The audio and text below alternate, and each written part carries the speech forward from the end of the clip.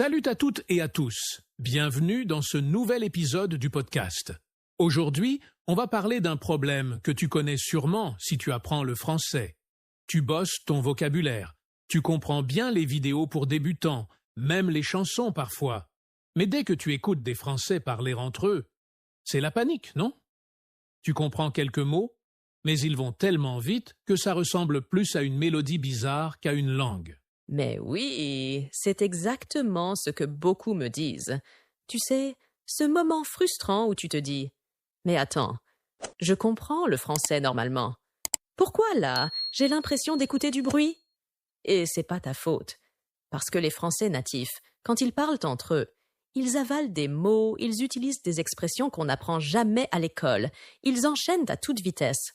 Et surtout, ils parlent comme s'ils avaient la flemme d'articuler. C'est presque une autre langue, franchement. Ouais. Et souvent, tu finis par penser que le problème, c'est toi, que t'es pas assez bon, que tu vas jamais y arriver, que t'as pas l'oreille. Alors que non, non, non. La vérité, c'est que personne ne t'a appris comment t'y préparer. Tu peux avoir un niveau B2 ou même C1 et te sentir complètement perdu face à un groupe de Français qui discutent vite et entre eux. Et c'est là qu'on intervient. Dans cet épisode, on va te partager 5 astuces simples, concrètes, testées et approuvées pour apprendre à comprendre les Français quand ils parlent trop vite. Tu vas voir que c'est pas une question de niveau ni de magie, mais juste de techniques intelligentes et de nouvelles habitudes. Donc, si tu veux enfin décoder les conversations réelles, si t'en as marre de faire semblant de comprendre en disant « ouais », alors que t'es complètement largué, reste avec nous jusqu'à la fin. On t'explique tout, avec des exemples concrets, des conseils réalistes et même quelques fous rires. T'es prêt? C'est parti! Astuce 1. Entraîne ton oreille au vrai français. Alors, on commence avec un truc fondamental. Entraîner ton oreille au français tel qu'on le parle vraiment. Parce que soyons honnêtes, ce que t'entends dans les audios des manuels, c'est pas du vrai français de la rue. C'est propre, c'est lent, c'est super articulé. Mais personne ne parle comme ça au quotidien. Si tu veux comprendre les natifs quand ils parlent vite, il faut que tu exposes ton oreille à ce style-là. Je te parle de séries, de podcasts, de vidéos sur YouTube, où les gens discutent normalement, sans faire semblant d'être un prof. Même un vlog avec une personne qui raconte sa journée, c'est de l'or pour ton oreille. Exactement. Et attends, faut pas paniquer si au début t'as l'impression de rien capter. C'est normal. C'est comme si t'écoutais une chanson dans une nouvelle langue. T'entends des sons, tu reconnais peut-être un mot ou deux, mais ton cerveau est pas encore câblé pour décoder ce rythme. Un exemple simple. Dans ton manuel, tu lis « Il ne veut pas venir ». Tranquille.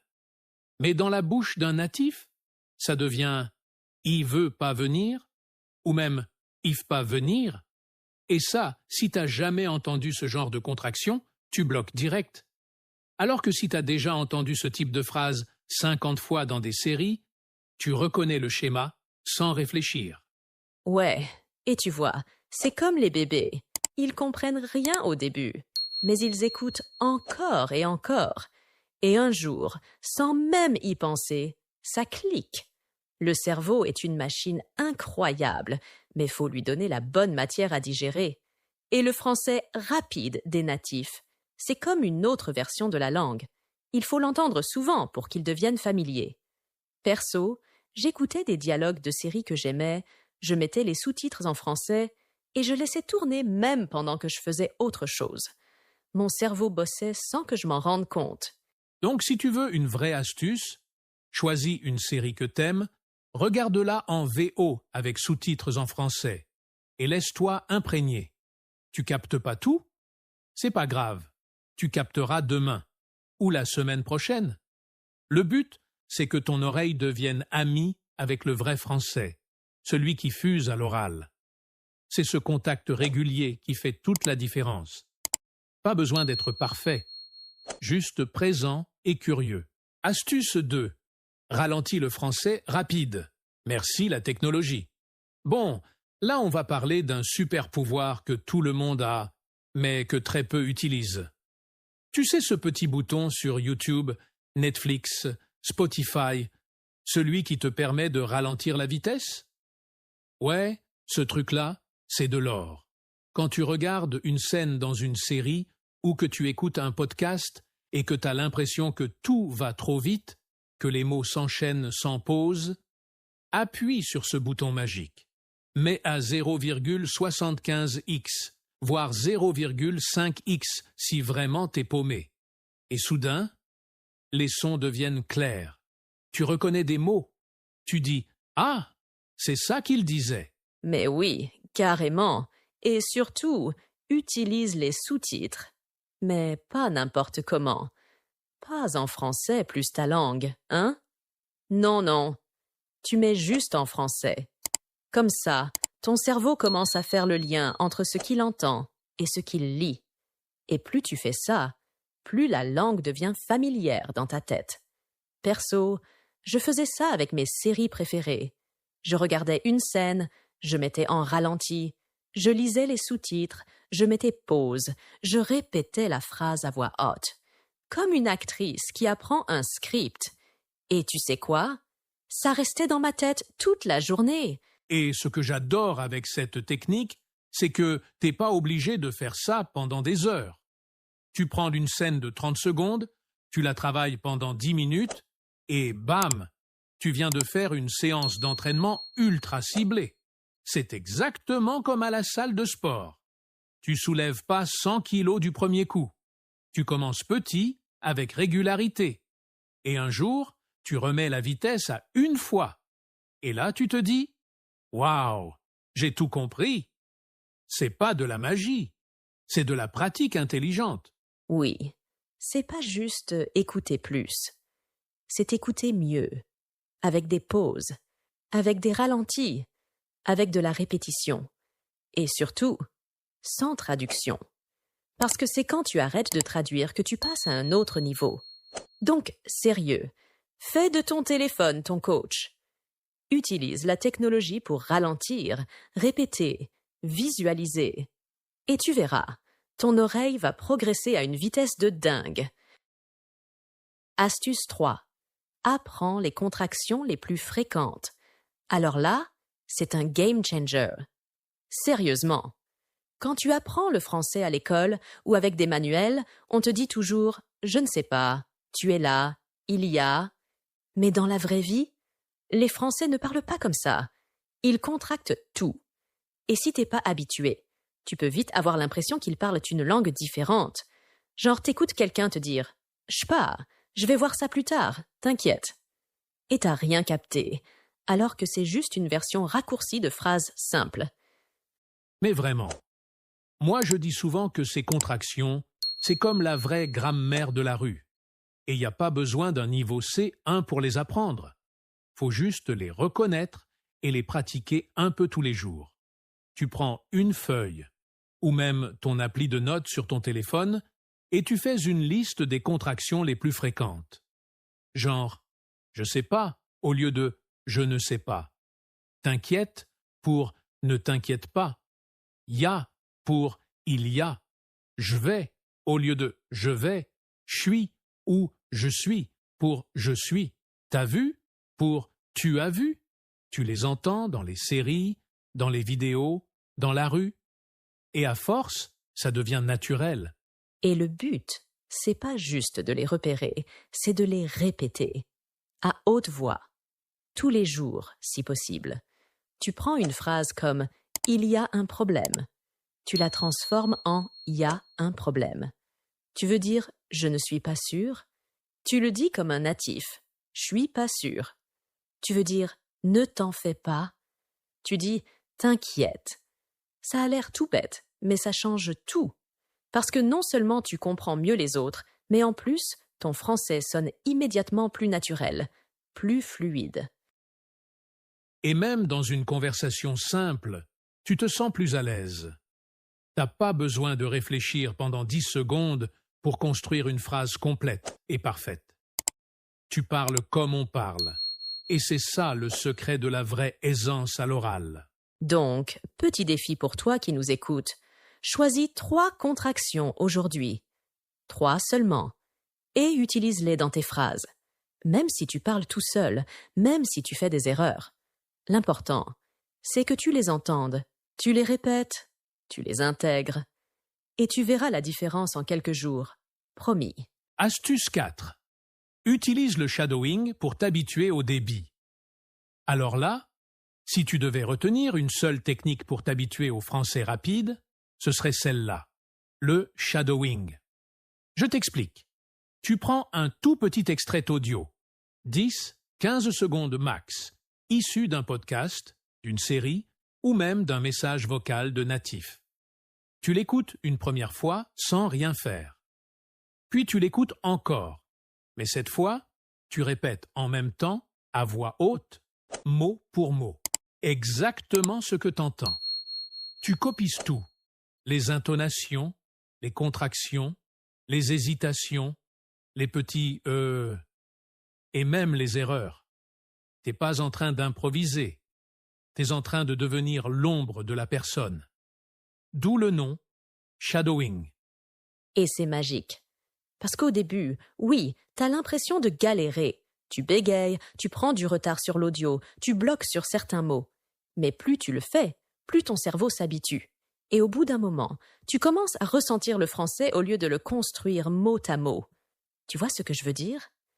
T'absorbes la musique de la langue, le rythme, la fluidité. Et franchement, quand t'arrives à suivre le débit d'un natif, même pendant quelques secondes, c'est une vraie victoire. Exactement. Et faut pas croire que c'est réservé aux pros ou aux passionnés. Tu peux commencer dès maintenant avec des dialogues de films, des vidéos YouTube, des scènes de vie, et surtout, choisis des contenus que tu aimes. Parce que si tu kiffes ce que tu répètes, tu vas le faire tous les jours sans t'en rendre compte. Tu peux même te filmer ou t'enregistrer en train de faire du shadowing. Au début, tu vas rigoler en t'écoutant, mais après quelques semaines, tu vas halluciner des progrès. Et tu sais ce que j'adore avec le shadowing? C'est que c'est multitâche. Tu bosses l'écoute, la prononciation, le rythme, le vocabulaire et la mémoire, tout en une seule pratique. Et c'est super efficace pour reconnaître les expressions toutes faites que les Français utilisent, sans réfléchir. Genre, t'inquiète, ça marche, bah ouais, je suis pas sûre. Tu les entends dans l'audio, tu les répètes. Et hop, elles deviennent automatiques pour toi aussi. Donc franchement, plus d'excuses. Tu prends ton extrait, tu le passes en boucle et tu le copies comme un acteur qui apprend un rôle. Et très vite, tu ne seras pas juste un apprenant. Tu parleras comme un Français. Astuce 5. Sois OK avec le flou et utilise le contexte. Bon, maintenant, faut qu'on te dise un truc hyper important, presque libérateur. Tu vas pas tout comprendre et c'est pas grave. Vraiment. Tu n'as pas besoin de capter chaque mot, chaque syllabe, chaque expression pour comprendre une conversation. Ce qui compte, c'est de saisir le sens global. Tu dois te concentrer sur les mots clés, c'est-à-dire le sujet principal, 1 ou 2 verbes importants, l'émotion dans la voix de la personne et surtout le contexte. Et avec ça, tu reconstitues le reste. Un peu comme un puzzle incomplet, mais dont tu vois l'image quand même. Oui, et c'est exactement ce qu'on fait dans notre langue maternelle aussi. Tu crois que les Français comprennent chaque mot dans une discussion animée, avec plein de bruit autour, des gens qui parlent vite, qui coupent les phrases? Pas du tout. Ils devinent. Ils utilisent leur intuition linguistique, leur vécu et surtout le contexte. Tiens, imagine, quelqu'un dit « Ouais, bah du coup, je me suis dit qu'on pouvait y aller demain, tu vois ?» Peut-être que t'as pas tout saisi, surtout si c'est dit vite, mais tu reconnais « y aller »,« demain », « du coup », et tu comprends? La personne parle d'un plan pour demain. Et voilà, mission accomplie. Exactement. Et tu sais quoi? Plus tu acceptes ce flou, plus tu progresses. Parce que tu restes dans la conversation. Tu bloques pas. Tu fais pas cette tête paniquée de « Oh non, j'ai pas compris ce mot !» Non, tu continues à écouter, tu captes l'essentiel et tu réagis avec ce que tu sais. Et ça, c'est le vrai secret de la fluidité. Pas de perfection, pas de compréhension totale, mais une capacité à avancer même quand c'est flou. Et si t'as vraiment envie de savoir ce qu'un mot veut dire, ben tu peux le chercher après. Pas besoin de tout interrompre. Mais sur le moment, dans l'échange, sois cool avec toi-même. Respire. Garde le rythme. Et laisse ton cerveau faire le boulot. Tu verras, plus tu fais confiance à ton oreille, plus elle devient forte. Donc, voilà. Retiens bien cette idée. Le français rapide, c'est pas un test de traduction parfaite. C'est une expérience d'écoute globale. Tu captes les mots-clés, tu ressens l'intention, tu observes le ton, et tu participes. Et avec le temps, ce qui te paraissait flou va devenir clair. Promis. Alors voilà, tu vois?